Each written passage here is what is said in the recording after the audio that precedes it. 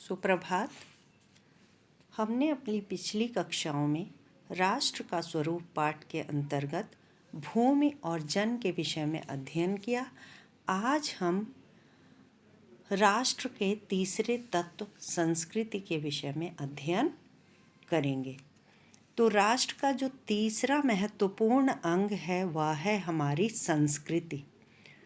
और संस्कृति का निर्माण एक दिन में नहीं हुआ, बल्कि युगों युगों से हमने जिस सभ्यता का निर्माण किया है वही हमारी संस्कृति है।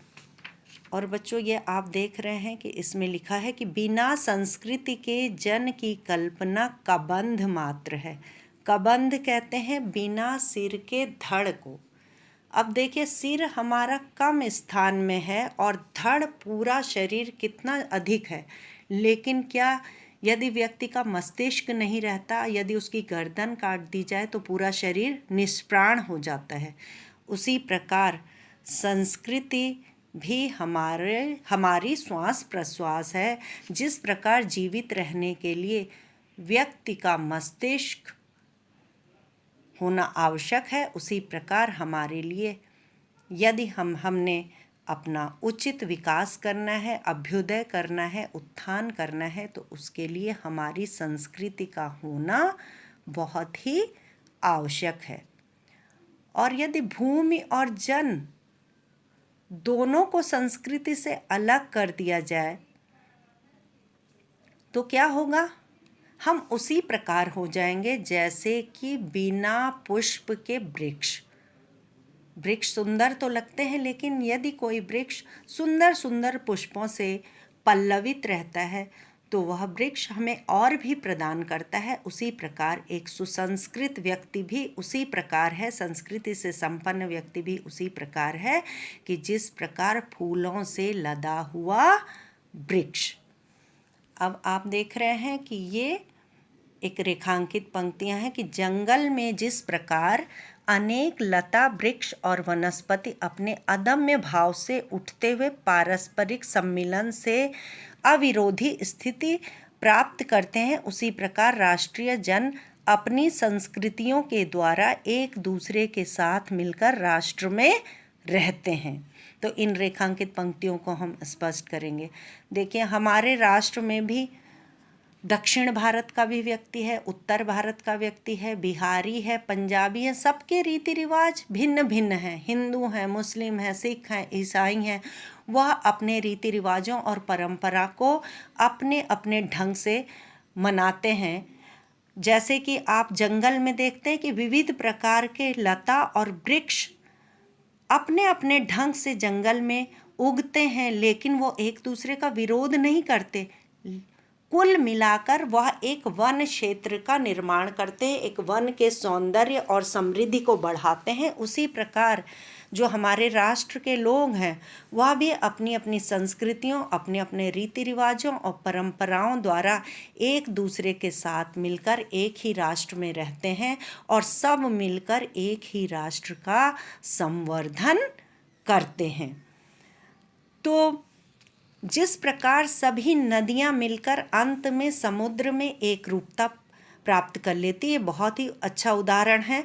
उसी प्रकार राष्ट्रीय जन भी विविध राष्ट्रीय संस्कृति समन्वय प्राप्त करती है। भले ही हम अपने अपने रीति रिवाज मनाते हैं, अपनी परंपराएं मनाते हैं, लेकिन मिलकर सब हम एक ही राष्ट्र रूपी समुद्र का में जाकर मिलते हैं। मतलब कि हम अपने अपने रीति रिवाजों को मनाते हुए भी एक ही राष्ट्र की उन्नति में सहायक होते हैं।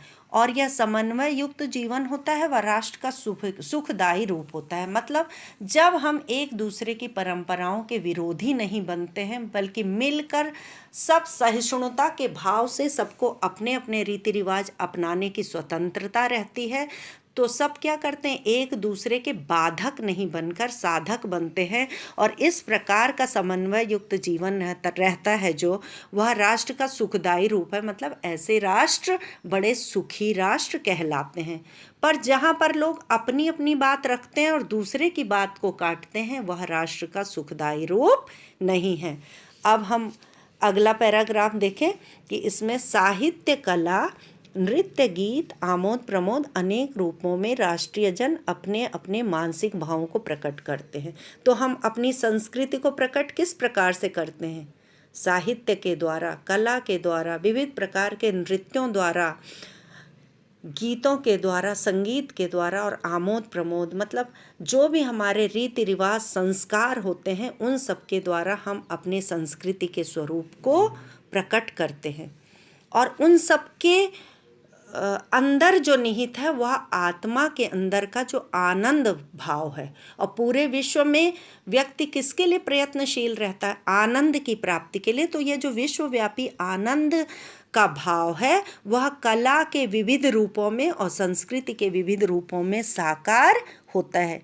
अच्छा, यद्यपि बाह्य रूप की दृष्टि से संस्कृति के बाह्य लक्षण अनेक दिखाई पड़ते हैं, लेकिन आंतरिक आनंद की दृष्टि से उसमें एक सूत्रता है। यद्यपि जो हम त्योहार मनाते हैं, रीति रिवाज मनाते हैं, सबके मनाने के अपने अपने तरीके होते हैं, अपनी अपनी परंपराएं होती हैं, लेकिन उन सब के पीछे, उन सब में छुपा हुआ एक ही भाव रहता है। वह क्या है भाव? कि अंतर्निहित जो आह्लाद है, आनंद है, उस आनंद को प्रकट करना।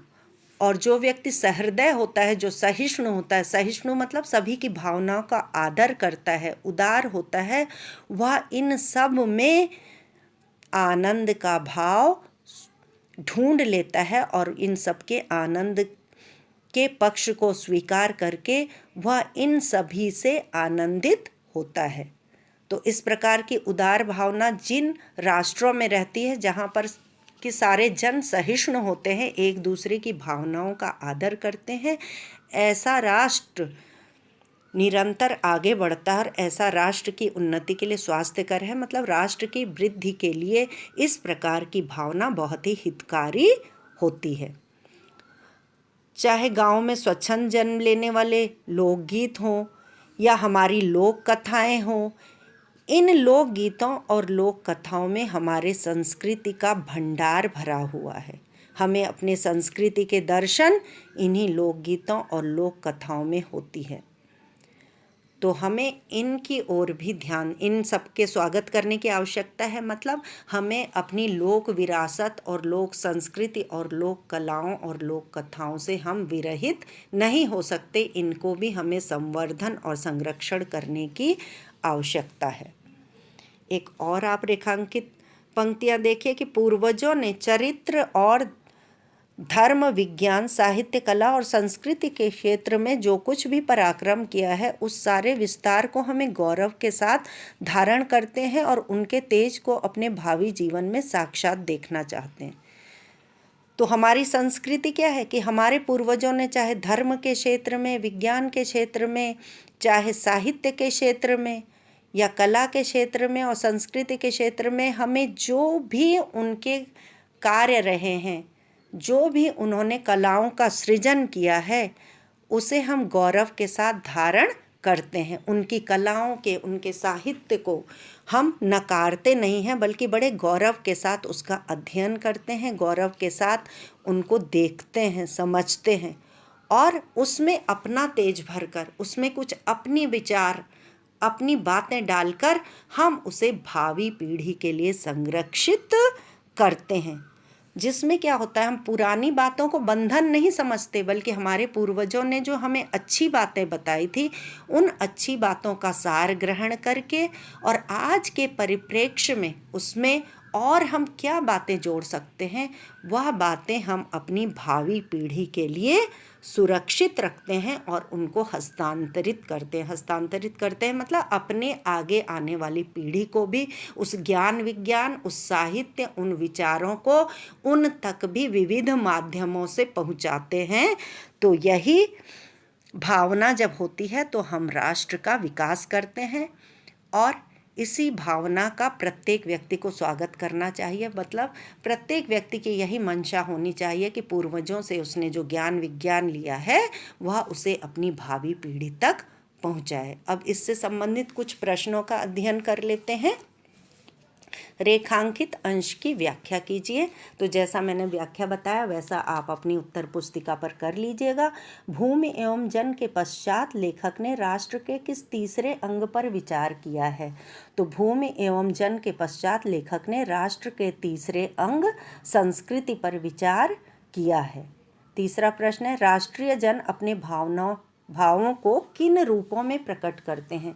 तो राष्ट्रीय जन साहित्य के माध्यम से, कला, नृत्य, गीत, संगीत और अपने उत्सवों के माध्यम से, आमोद प्रमोद के माध्यम से अपने भावों को विविध रूपों में प्रकट करते हैं। चौथा प्रश्न है कि आत्मा का विश्वव्यापी आनंद भाव को राष्ट्रीय जन किन रूपों में प्रकट करते हैं? तो हम अपनी आत्मा का जो विश्वव्यापी आनंद का भाव है, राष्ट्रीय जन कभी कला द्वारा, कभी साहित्य द्वारा, कभी नृत्य, गीत, संगीत द्वारा और विविध प्रकार की कलाओं द्वारा अपने विश्वव्यापी आनंद के भाव को प्रकट करते हैं। अगला प्रश्न है, सहृदय व्यक्ति क्या करता है? तो सहृदय व्यक्ति जो होता है वह संस्कृति के, चाहे वह कोई भी संस्कृति हो, चाहे हमारी हो या किसी दूसरी, तो प्रत्येक संस्कृति के वह आनंद के भाव को स्वीकार करता है। अगला प्रश्न है, हमारे पूर्वजों ने संस्कृति के किन क्षेत्रों में अपना पराक्रम दिखाया?